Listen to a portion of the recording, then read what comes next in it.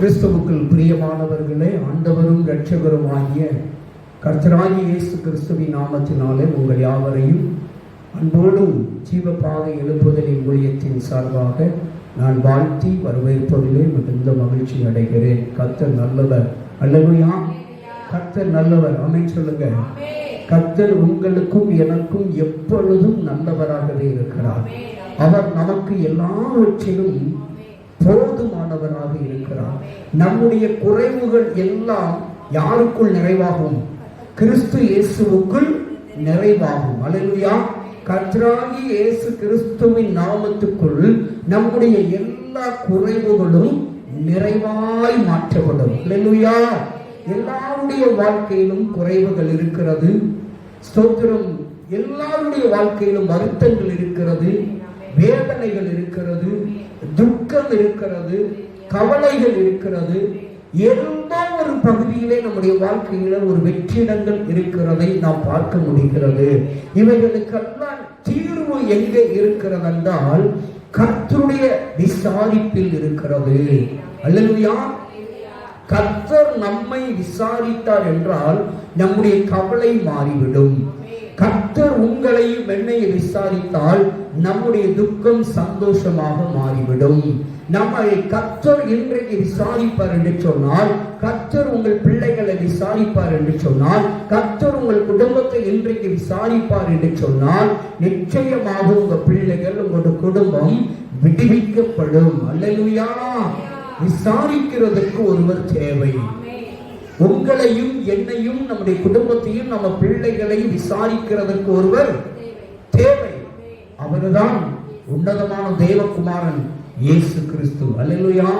அவர் உங்களையும் என்னையும் விசாரிப்பதற்கு போதுமானவர். அல்லேலூயா. அவர் நம்மை விசாரித்தாலே போதுங்க. அவர் நம்மை விசாரிக்கிற பொழுது எல்லா பிரச்சனைக்கும் தீர்வு இருக்கிறது. வசனம் சொல்லுகிறது, ஒரு நம்பிக்கை வீண் போகாது. எப்பொழுது வீண் போகாது என்றால் கர்த்தர் உங்களை என்னை விசாரித்தார் என்றால். அல்லேலூயா. நிச்சயம் முடிவு உண்டு. எப்ப? அவர் நம்மை விசாரித்தார். அவர் விசாரிக்கப்படுவதற்கு நாம் அவரிடத்தில் நாட்டப்பட வேண்டும். அல்லேலூயா. ஸ்தோத்திரம். தேவனாகிய கர்த்தர் உங்களையும் என்னையும் எங்கு இருந்து கொண்டு வந்து நட்டிருக்கிறார் பாருங்க. எழுதுகிறாரு. இந்த 2 வசனத்தை இன்றைக்கு நாம தியானிக்க போறோம். சங்கீதம் 80வது அதிகாரத்தில் 8வது வசனத்தையும் 14வது வசனத்தையும் இன்றைக்கு நாம தியானிக்க போகிறோம். ஏனென்றால் இன்றைக்கு ஆண்டவர் ஒரு திராட்சை கொடியை குறித்து இங்கே சுட்டி காட்டுகிறார். எதை குறித்து? திராட்சை கொடியை குறித்து சுட்டி காட்டுகிறார். ஏனென்றால் திராட்சை கொடியை குறித்து நம்ம வேதத்திலே ஆழமாய் இன்னும் அதிகமாய் பார்க்க வேண்டும் என்றால் வீட்டிலே போய் நம்ம தியானிக்கலாம். யோவான்ல 15வது அதிகாரத்தில் அழகாக எழுதி வைத்திருக்கிறார். அங்க போக வேண்டாம். ஸ்தோத்திரம். வீட்டிலே போய் தியானிக்க வேண்டும் என்றுதான் சொல்லி இருக்கிறேன். திராட்சை செடி என்ற ஒரு தலைப்பிலே இன்றைக்கு திராட்சை செடி விசாரிக்கப்படுகிறது. இன்னைக்கு நீங்களும் நானும் தேவனுடைய தோட்டத்தில் யார்? நம்ம திராட்சை செடி. அல்லேலூயா. ஆண்டவர் சொல்லுகிறார், நீ எகிப்திலிருந்து ஒரு திராட்சை கொடியை, அல்லேலூயா, ஒரு திராட்சை கொடியை கொண்டு வந்து ஜாதிகளை துரத்தி விட்டு என்ன பண்ணினீர்? நாட்டினீர். அல்லேலூயா. பாருங்க, உங்களுக்கு தேவையில்லாத காரியங்கள் எகிப்து என்றாலே நமக்கு சிந்தனைக்கு வருவது என்னதான்? அடிமைத்தனம் தான் ஞாபகத்துக்கு வரும். எகிப்து என்றாலே பாருங்க, 2 காரியங்களை பழைய ஏற்பாட்டை எடுத்துக்கொண்டால் நமக்கு அடிமைத்தனம் தான் ஞாபகத்துக்கு வருகிறது. இஸ்ரவேல் ஜனங்கள் எகிப்திலே 400 வருஷம் அடிமைத்தனத்தில் இருந்தார்கள். அல்லேலூயா. அடிமைத்தனத்திலே அங்கே அவர்கள் பிழிந்தெடுக்கப்பட்டார்கள், நொறுக்கப்பட்டார்கள். அல்லேலூயா. சக்கையாக பிழிஞ்சு எடுத்தான். அல்லேலூயா. வேர்வை சிந்தினார்களோ இல்லையோ, ரத்தம் சிந்தினார்கள். 400 வருடங்கள் அவர்கள் அங்கே பாடுபட்டார்கள். அல்லேலூயா. எகிப்து என்று நினைக்கிற பொழுது அப்படி ஒரு நொறுக்கப்பட்ட ஒரு வாழ்க்கை, ஒரு சிதைக்கப்பட்ட ஒரு வாழ்க்கையிலிருந்து, அப்படி ஒரு அடிமைத்தனத்தில் தோட்டத்திலிருந்து நம்மளை கொண்டு வந்தார். அல்லேலூயா. ஒரு நிம்மதி இல்லாத, சுதந்திரம் இல்லாத, பாதுகாப்பு இல்லாத, நம்முடைய விருப்பத்தை, நம்முடைய ஆசைகளை நிறைவேற்ற முடியாத ஒரு அடிமைத்தன வாழ்க்கையில் இருந்து நம்மை மீட்டு கொண்டு வந்து அவர் தோட்டத்தில் நம்மை நட்டு வைத்திருக்கிறார். அல்லேலூயா, அல்லேலூயா. நாம எகிப்தில் இருக்கிற பொழுது பட்டு போனோம். என்ன போனோம்? பட்டு போயிட்டோம். எகிப்தில பட்டு போயிருந்தோம். செழிப்பு இல்லை, வாடி கிடந்தோம், ஓடாய் உழைத்தோம். எகிப்து என்றாலே உலகத்தை குறிக்கிறது. உலகத்தின் காரியங்களில் அடிமைப்பட்டு கிடந்திருந்த காரியத்தை நமக்கு சுட்டி காட்டுகிறது. அல்லேலூயா. அப்படி கிடந்த நம்மை ஆண்டவர் அங்கிருந்து மீட்டெடுத்து, பாவத்திலிருந்து, சாபத்திலிருந்து, அக்கிரமத்திலிருந்து, உலகத்திலிருந்து, கண்டதை காட்சி கொண்டதை கோலம் என்று வாழ்ந்து கொண்டு ஓடிக்கொண்டிருந்த நம்மை தடுத்து நிறுத்தி, இல்லப்பா நீ இப்படித்தான் வாழணும்னு உனக்காக நிர்ணயம் பண்ணி வைத்திருக்கிறேன், உனக்காக வாக்குத்தத்தங்கள் வைத்திருக்கிறேன், உனக்காக ஆசீர்வாதங்களை வைத்திருக்கிறேன், உனக்காக பாவ மன்னிப்பை வைத்திருக்கிறேன், உனக்காக ரட்சிப்பை வைத்திருக்கிறேன். அதனால் நீ என்னுடைய தோட்டத்தில் நடப்பட வேண்டியவன் என்று உங்களை என்னையும் எகிப்தில் இருந்தது போல இருந்த நம்மை அழைத்து வந்து அவருடைய தோட்டத்திலே நாட்டப்பட்டிருக்கிற ஒரு திராட்சை செடி நீங்களும் நானும். அல்லேலூயா. தோட்டத்துல நட்டாச்சு. தோட்டத்தில் நட்டப்பட்ட நாம கெட்டாச்சு. அல்லேலூயா, அல்லேலூயா. எரேமியா 12வது அதிகாரம் 2வது வசனத்திலே வாசிங்க. எரேமியா 12வது அதிகாரம் 2வது, நீர் அவர்களை நாட்டினீர், வேர் பற்றி தாங்க உறுதியானார்கள், கனியும் கொடுக்கிறார்கள். போதும். நம்மை, உங்களை, என்னை நாட்டினது யாருதானோ? நம்மை அவர்தான் நாட்டி இருக்கிறார். அவருடைய தோட்டத்திலே கொண்டு வந்து உங்களை என்னையும் நாட்டி வைத்தார். நம்ம நல்ல வேறு விட்டுட்டோம். எதனால வேறு விட்டோம்? தண்ணீர் நிறைய கிடைத்தால் தான் வேறு அழகாய் விட முடியும். பதப்படுத்தப்பட்ட ஒரு நல்ல நிலமாய் இருந்தால் தான் வேறு விட முடியும். அல்லேலூயா. கற்பாறையிலே போய் வேறு விட முடியுமா? விட முடியாது. அப்படிப்பட்ட ஒரு சூழ்நிலையில இருந்த உங்களை என்னையும் அழகாக வேறுபற்றி உறுதியாக இருக்கத்தக்க அவர் ஒரு நல்ல நிலத்திலே கொண்டு வந்து அவருடைய தோட்டத்திலே நம்மளை விசாரிக்கிற, அனுதினமும் விசாரிக்கிற ஒரு தோட்டத்திலே கொண்டு வந்து நம்மை நட்டு வைத்திருக்கிறார். ஆனால் நட்டு வைக்கப்பட்ட திராட்சை செடி நாம கெட்டு போயிட்டோம். நல்ல கனி கொடுக்கிறதுக்கு நட்டா நம்ம என்ன கனியை கொடுத்தோம்? கெட்ட கனியை கொடுக்கிறதா? அல்லேலூயா, அல்லேலூயா. கெட்டு பட்டு போயிட்டோம், கெட்டு பட்டு போயிட்டோம். இப்ப ஆண்டவர் இந்த 14வது வசனத்துல அப்படி கீழே இறங்கினா நம்ம என்ன சொல்றாரு? தாவீது சொல்றாரு, சேனைகளின் தேவனே திரும்பி வாங்கப்பா, என்னை நட்டுட்டு போயிட்டீங்க, நான் கெட்டு போயிட்டேன், ஒரு விசை திரும்பி வாங்கப்பா, வானத்திலிருந்து ஒரு விசை என்னை கண்ணோக்கி பாரு, நீர் அல்லவா என்னை நட்டு வைத்தீர். எகிப்தின் அடிமைத்தனத்தில் இருந்த, உலக வாழ்க்கையில் இருந்த, பாவ வாழ்க்கையில் இருந்த, சாபத்திலே கடந்த என்னை, வியாதியிலே கடந்த என்னை, நோயிலே கடந்த என்னை, பிசாசி பிடியிலே கடந்த என்னை அங்கிருந்து மீட்டெடுத்து உம்முடைய தோட்டத்தில் நட்டு வைத்தீர். ஆனால் நானோ உமக்கு நல்ல கனி கொடாதபடிக்கு கெட்டு போயிட்டு, கெட்டு போனது மாத்திரமல்ல, இன்றைக்கு பட்ட ஒரு வாழ்க்கை, பட்டு போன ஒரு வாழ்க்கை வாழ்ந்து கொண்டிருக்கிறேனப்பா, என்னை ஒரே ஒரு விசை விசாரியும்.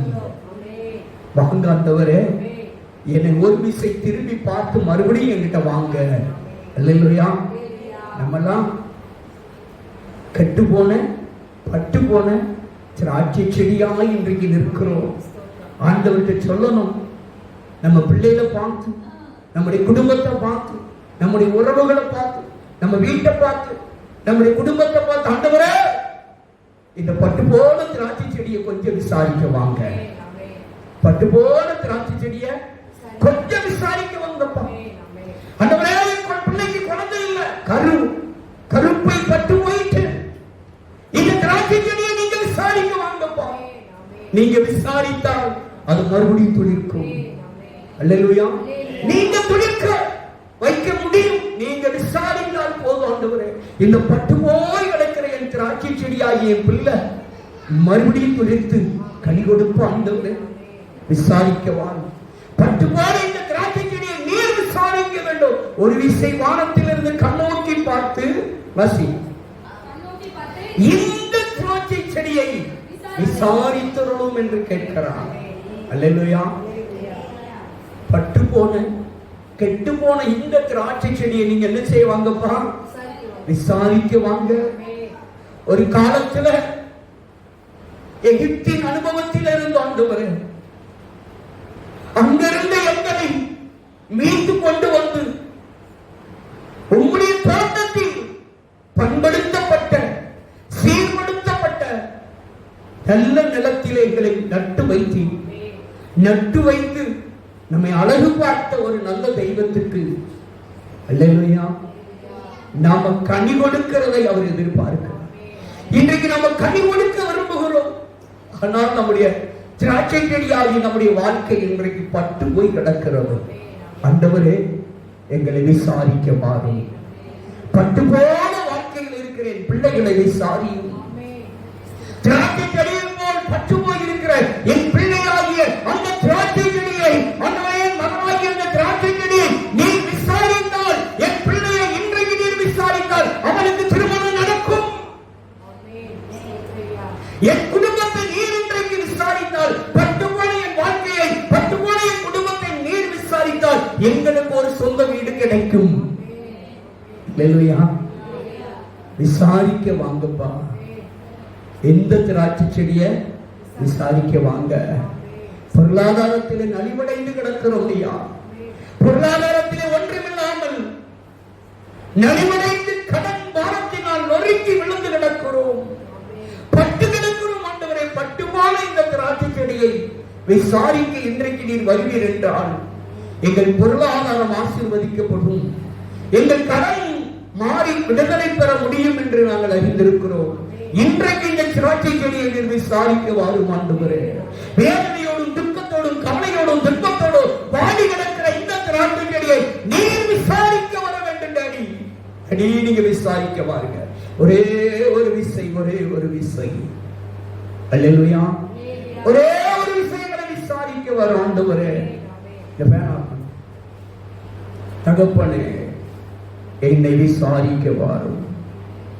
ஆண்டவரிடத்தில் நீங்களும் நானும் கேட்க வேண்டிய ஒரு காரியம். ஆண்டவரே, இன்றைக்கு நம்முடைய நார்மலே வைத்துக் கொண்டு ஆண்டவரை பார்த்து, ஆண்டவரே, இந்த திராட்சை செடியை விசாரிக்க வாரும். அவர் விசாரிக்க வந்துட்டாருன்னா எல்லாமே சரியாகும். உங்க கண்ணீர் அவர் விசாரித்தா போதும். எதற்காக அவர் விசாரிக்க வாருன்னு கூப்பிட்டார்னா அவர் விசாரிக்கிறவர். 1 பேதுரு 5ஆம் அதிகாரத்திலே அங்கே ஸ்தோத்திரம் வாசிக்கிறோம். 7வது வசனம் சொல்லுகிறது. முதல் பகுதியிலே அவர் உங்களை விசாரிக்கிறவர் ஆனபடியினால் போதும். உங்களை என்னையும் அவர் விசாரிக்கிறவர். சேனைகளின் கர்த்தர் உங்களையும் என்னையும், உங்கள் குடும்பத்தையும், உங்கள் பிள்ளைகளையும், உங்களுடைய உறவுகளையும், உங்களுடைய உடைமைகளையும், உங்கள் குடும்பத்தையும், உங்கள் வீட்டையும், உங்களுடைய நிர்வாகத்தையும், உங்களுடைய பொருளாதாரத்தையும், உங்கள் வருமானத்தையும், உங்களுடைய படிப்பையும், வேலை வாய்ப்பையும், திருமண காரியத்தையும், குழந்தை பாக்கியங்களையும் அவர் விசாரிக்க நல்ல ஒரு தேவன். இன்றைக்கு பட்டு போன திராட்சை செடியை அவர் விசாரிக்க வல்லவராயிருக்கிறார். பட்டு போய் கனி கொடுக்க முடியாமல், துணிந்து செழிக்க முடியாதபடிக்கு பட்டு போய் இருக்கிற அனுபவத்தில் இருக்கிற திராட்சை கொடி கொப்பான அன்பு தேவ பிள்ளைகளை ஆண்டவர் இன்றைக்கு உங்களை விசாரிக்க விரும்புகிறார். நம்ம கேட்கணும், ஆண்டவரே, இந்த திராட்சை செடியை விசாரிக்க வாரும் ஐயா. அல்லேலூயா. நம்ம ஆண்டவருக்கு விசாரித்தால் கனி கொடுக்க வேண்டும். அல்லேலூயா. கனிகளில் 2 கனி இருக்கிறது. நல்ல கனி, கெட்ட கனி. சுவையான கனி, கசப்பான கனி. எந்த கனி கொடுப்பதற்கு நாம இருக்கிறோம் என்று தீர்மானித்து ஆண்டவரை நோக்கி கூப்பிடுவோமா? ஆண்டவரே, இந்த திராட்சை செடி இன்றைக்கு விசாரிக்கப்படுமானால் நலமாயிருக்கும். யோபு சொல்றான், ஆண்டவரே என்னுடைய கண்ணீர் இன்றைக்கு விசாரிக்கப்படுமானால் நலமாயிருக்கும் என்று சொன்னான். என் கண்ணீர் இன்றைக்கு விசாரிக்கப்படுமானால் நலமாயிருக்கும் என்று சொன்னான். என் அன்பு தேவ பிள்ளைகளே, இங்கே தாவீது சொல்லுகிறார், இந்த திராட்சை செடியை இன்றைக்கு நீர் விசாரிக்கணும் ஆண்டவரே.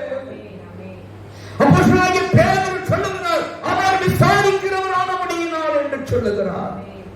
நீர் விசாரியும். ஒரு மனுஷன்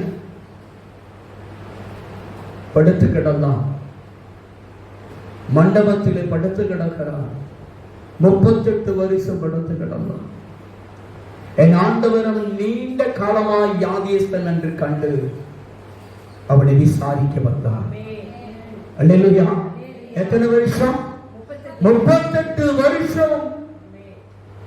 தன் வியாதி குணமாக வேண்டும், அந்த குளத்திலே போய் எப்படியாவது முங்கி எந்திரிச்சு குணமாகி போயிடணும்னு சொல்லி இப்படியாவது இந்த குளம் கடக்கப்படுகிற வேலையில ஓடி போய் முங்கி அந்த தண்ணீரில் இறங்கி சுகம் பெற்று நம்ம போய்விட வேண்டும் என்று சொல்லி 38 வருடம் காத்து கொண்டிருந்த ஒரு மனுஷனை யாரும் விசாரிக்கவில்லை. ஆனால் நம் இரட்சகர் இயேசு ஒரு நாள் அந்த வீதியிலே போகிற பொழுது அவனை வெகு காலமாய் வியாதியஸ்தன் என்று கண்டு அவர் விசாரித்தார். அவர் விசாரித்த பொழுது அவன் சுகம் பெற்றுக் கொண்டான். அல்லேலூயா. பட்டு போய் 38 வருஷம் துளிக்க முடியாதபடிக்கு பட்டு போய் கிடந்த அந்த திராட்சை செடியை ஆண்டவர் விசாரித்தார். தேவன் அவனுடைய விசாரிப்பு நிமித்தமாய் அவனுடைய வியாதி குணமாய் அவன் சுகம் பெற்று கடந்து சென்றான். ஆண்டவர் அவனை விசாரித்தார். நான் உனக்கு என்ன செய்யணும்பா அப்படின்றார். அல்லேலூயா. நம்ம அப்பா நம்மளை விசாரிச்சுட்டாருன்னு வச்சுக்கோங்களேன், நம்ம எதிர்பார்க்கிறத நிறைவேற்றுவார், நம்ம ஆசைகளை நிறைவேற்றுவார். உங்களை என்னையும் உறவுகள் விசாரிக்கிறதோ இல்லையோ, சொந்தங்கள் விசாரிக்கிறதோ இல்லையோ, நம்மை விசாரிக்க ஒருவர் உண்டு. அவர்தான் இயேசு. அவர்தான் ஒருவர் பரம வைத்தியர். அல்லேலூயா. நீ வியாதியில் இருக்கிற பொழுது உன்னை விசாரிக்காமல் இருக்கலாம் உறவுகள். நீ நோய்வாய்ப்பட்டு கிடக்கிறையிலே உன்னை குடும்பத்தார் விசாரிக்காமல் இருக்கலாம். ஆனால் உன்னை விசாரிக்க ஒருவர் உண்டு. அவர்தான் இயேசு கிறிஸ்து. வியாதியை சுகப்படுத்த விசாரிக்கிறவர் ஒருவர் உண்டு. பட்டு போனவன் வாழ்க்கையை, கெட்டு போனவன் வாழ்க்கையை மறுபடியும் துளித்து பரிசுத்தமாக்கி துளிக்க செய்கிற, மறுபடியும் கனி கொடுக்கிற வாழ்க்கைக்கு நேராக அவர் உன்னை விசாரிக்கிற ஒரு நல்ல கர்த்தர். என்னை காண்பவரை நோக்கி, கர்த்தாவே என்னை கண்ணோக்கி பாரு, திரும்பி வாங்கப்பா என்கிட்ட வாங்கன்னு சொல்லி கூப்பிடணும். அல்லேலூயா. என்கிட்ட நீங்க வந்தீங்கனாலே போதாண்டவரே. அந்த 38 வருஷம் மனுஷன் பாதி படுக்கையில கிடந்த மனுஷன் கிட்ட போனாரு. அல்லேலூயா. கெட்டும் கிடந்தான், பட்டும் கிடந்தான். அல்லேலூயா. கெட்டு போய் பட்டு போய் கிடந்த 38 வருஷம் வியாதி உள்ள ஒரு மனுஷனு கிட்ட போய், அல்லேலூயா, அவர் விசாரித்தார். அவர் விசாரித்த உடனே அவனுக்கு எல்லா பிரச்சனையும் தீர்ந்துட்டு அவன் குமரி கொண்டு இருந்திருப்பான். எத்தனை வருஷம்? 38 வருஷம் குமரி இருந்திருக்கிறான். ஆமாங்கோ, என் பிரச்சனை ஆகவே சொல்லுவேன், எனக்கு யாராவது உதவி செய்ய மாட்டார்களா? இந்த மண்டபத்தில் எத்தனை பேர்கள் உண்டு, எத்தனை பேர்கள் வந்து போயிருக்கிறார்கள். லட்சாதிபதி லட்சம் பேர் உறவுகளும் வியாதிஸ்தர்களும் வந்து போய் கொண்டிருக்கிறார்கள். அங்கே அதிகாரிகள் இருக்கலாம், அதிபதிகள் வந்திருக்கலாம், உறவுகள், சொந்தங்கள், பந்தங்கள் எல்லாம் வந்திருக்கலாம். ஒருவர் கூட விசாரிக்கல. ஒருவருக்கு கூட இவனால என்ன செய்ய முடியல? புலம்பி அவன் ஆதங்கத்தை சொல்ல முடியல, அவன் குமரலின் சத்தத்தை சொல்ல முடியல. ஒரு நாள் வந்தது அவனுக்கு, ஒருத்தர் விசாரிக்க வந்தாரு, அவர்கிட்ட ஒட்டி தீர்த்துட்டான். அல்லேலூயா. ஆண்டவரே, நான் 38 வருஷம் கிடக்கிறேன் ஐயா, நான் போறதுக்கு முன்னால யாராவது போய் கொடுங்க. என்ன செய்யறாங்க? இறங்கிடுறாங்க. என்னை கொண்டு போய் விடுவதற்கு ஒருவரும் இல்லை. உனக்கு நான் உதவி செய்ய வேண்டுமா என்று விசாரிப்பதற்கு எனக்கு ஒருவரும் இல்லாத ஒரு சில நிலைமையிலே தள்ளப்பட்டிருக்கிற என்னை நீங்க விசாரிக்க வந்திருக்கீங்களப்பா. அல்லேலூயா. அவர் இன்றைக்கு இந்த திராட்சை செடிகளை விசாரிக்க வந்திருக்கிறார். நம்மை விசாரிக்க வந்திருக்கிறாருங்க. தாவீது சொல்லுவது போல் இந்த திராட்சை செடியை விசாரியும் என்று சொல்லி ஒவ்வொரு நாளும் நீங்களும் நானும் ஆண்டவரே என்னை நீர் விசாரியும் என்று சொல்லி மன்றாடுவோம் என்று சொன்னால் அவர் நம்மளை விசாரிக்கிற கர்த்தர். அல்லேலூயா. அவர் ஒரு நாள் கைவிட மாட்டாருங்க. அவர் மட்டும் விசாரிச்சிட்டாருன்னு வச்சுக்கோங்களேன், தாமதம் எல்லாம் நீங்கிடும், தடைகள் எல்லாம் விலகி போயிடும்.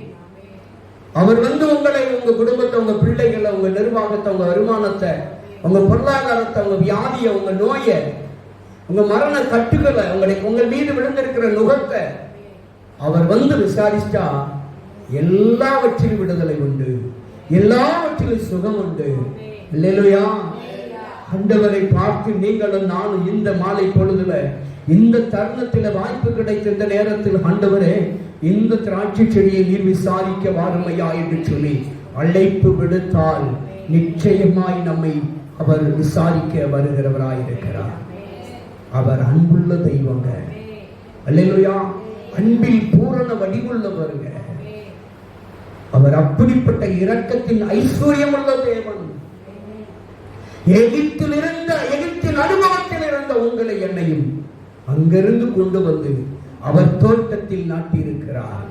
ஒருவேளை நாட்டப்பட்ட நீங்களும் நானும் கனி கொடுக்காத ஒரு நிலைமையில, ஒரு ஸ்தோத்திர கர்த்தரை திருப்திப்படுத்த முடியாத ஒரு நிலைமையில் இருந்ததனால் ஒருவேளை அவர் விலகி நின்றிருப்பார் என்று சொன்னால், இன்றைக்கு ஆண்டவரை நோக்கி நம்ம, ஆண்டவரே வானத்திலிருந்து என்னை கண்ணோக்கி என் பக்கம் திரும்பி வாங்கப்பான்னு சொல்லி கூப்பிட்டோம்னா அவன் நம்மளை விசாரிப்பான். அப்படி கூப்பிட்டு ஆண்டவரை பார்த்து சொல்லணும், ஆண்டவரே என்னை விசாரியும், எந்த திராட்சை செடியை விசாரியும். உங்க பிள்ளைகள் மேல கையை வச்சு சொல்லுங்க, ஆண்டவரை இந்த திராட்சை செடியை விசாரியோ. உங்க கணவர் மேல கையை வச்சு சொல்லுங்க, ஆண்டவரே என் கணவர் இந்த திராட்சை செடியை நீங்க விசாரியும். யார் யாரு மேல விசாரிக்கப்பட வேண்டி இருக்கிறதோ, ஆண்டவரே இந்த திராட்சை செடியை விசாரியும் என்று சொல்லி நீங்க சொன்னீங்கன்னா, அவர் விசாரிச்சார்னா நல்லது நடக்கும், அற்புதம் நடக்கும், விடுதலை உண்டாகும், சுகம் உண்டாகும். ஆண்டவர் விசாரிக்கிறதற்கு நல்லவராகவே இருக்கிறார். அல்லேலூயா. நம்ம என்ன ஆசைப்பட்டாலும் அவர் தருவாருங்க. காலம் தாமதித்தாலும் கூட அவர் நம்மளை ஒரு நாள் விசாரிப்பார். நாட்கள் கடந்து போனாலும், வருடங்கள் கடந்து போனாலும், ஒரு நாள் நம் தகப்பன் ஒருவர் நம்மளை விசாரிக்க வருவார். அவர் நம்மை தோட்டத்திலே நட்டு வைத்திருக்கிறார். ஒரு நாள் வருவார், நான் நட்ட திராட்சை செடியை நான் விசாரிக்க போகிறேன் என்று சொல்லி.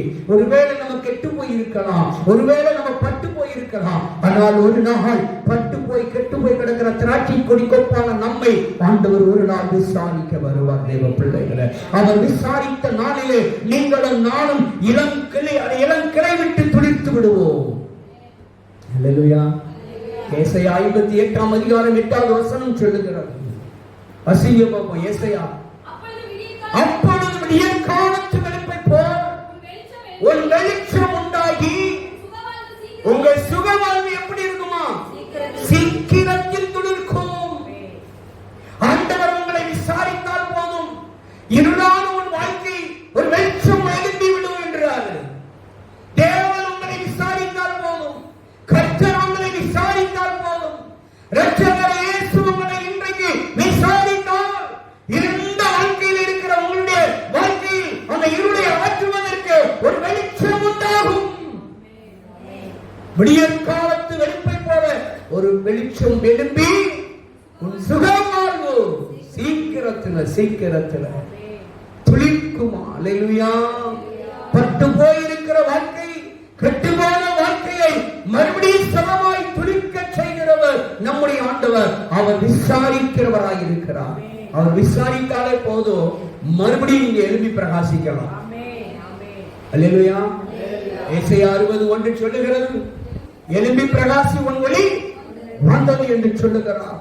மகனே மகளே, நீங்கள் எழுப்பி பிரகாசிக்க வேண்டும் என்று சொன்னால் இன்றைக்கு உங்களை விசாரிக்க ஒருவர் வந்திருக்கிறார்.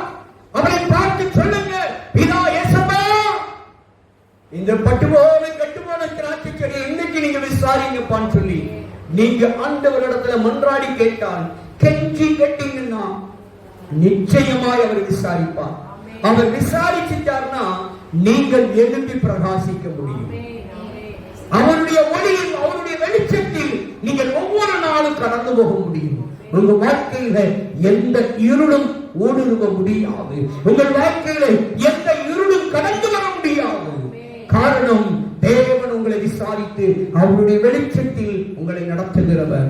அதனால் என் அன்பு தேவ பிள்ளைகளை, நீங்கள் எகிப்தின் அனுபவத்தில் இருந்த உங்களை ஆண்டவர் ஸ்தோத்திரா அவருடைய தோட்டத்திலே கொண்டு வந்து நட்டிருக்கிறார். நட்டிருக்கிற தேவன் இன்றைக்கு ஸ்தோத்திரா உங்களை விசாரிக்க விரும்புகிறார். நீங்க கேளுங்க, ஆண்டவரே என்னை விசாரிங்க, இந்த திராட்சை செடியை விசாரிங்கன்னு சொல்லி கேட்டால் அவர் விசாரிப்பதற்கு நல்லவர், போதுமானவர். அவர் விசாரித்து விட்டால் எல்லாம் பரிபூரணப்பட்டுவிடும். எல்லா குறைவுகளும் கிறிஸ்து இயேசுவுக்குள் உங்களுக்கு நிறைவாகிவிடும். உங்கள் வேதனை, கவலை, கண்ணீர், வருத்தம், துன்பம், போராட்டம், பிரச்சனை, சண்டை, வழக்கு எல்லாவற்றுக்கும் நல்ல முடிவு கிடைத்துவிடும். அவர் விசாரித்தால் போதும். நிச்சயமாய் பெரிய காரியங்களை செய்வார். அப்படியே கண்களை மூடுவோமா? ஸ்தோத்திர கர்த்தாவே, உமக்கு ஸ்தோத்திரம். ஆண்டவரே, உம்மை நோக்கி பார்க்கிறோம்.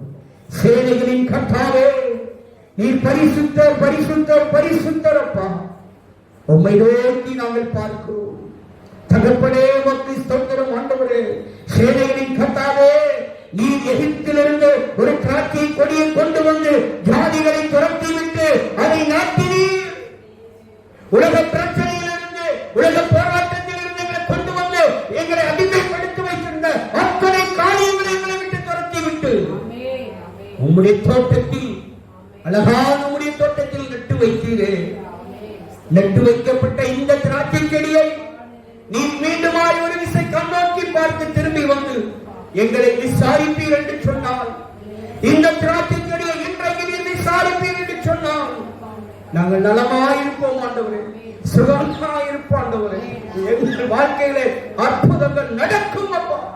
ஒரு துளித்த வாழ்க்கை, ஒரு செழித்த வாழ்க்கை, ஒரு விடுதலையின் வாழ்க்கை, ஒரு சுகமான வாழ்க்கை, ஒரு நீதிய வாழ்க்கை வாழ முடியும் அப்பா. இந்த திராட்சை செடியை இன்றைக்கு நீர் விசாரிப்பீராக. கரத்தில் ஒப்பு கொடுக்கிற ஆண்டவரே, வந்திருக்கிற ஒவ்வொரு குடும்பங்களையும், ஒவ்வொரு பிள்ளைகளையும் விசாரித்து அவன் வாழ்க்கையில செழிப்பையும் நன்மைகளையும் துளிக்க செய்கிறாங்க. சுகத்தையும் விடுதலையும் ஆரோக்கியத்தையும் தீர்க்காயுசையும் ஆண்டவரே அற்புத அடையாளங்களை துளிக்க செய்கிறாங்க. எழும்பி பிரகாசிக்கட்டும் ஆண்டவரே. உம்முடைய வெளிச்சம் அவர்களை சூழ்ந்து கொள்ளட்டும், ஆளுகை செய்யட்டும். இயேசு கிறிஸ்துவின் நாமத்தில் ஜெபிக்கிறோம் நல்ல பிதாவே, ஆமென். எல்லாம் சேர்ந்து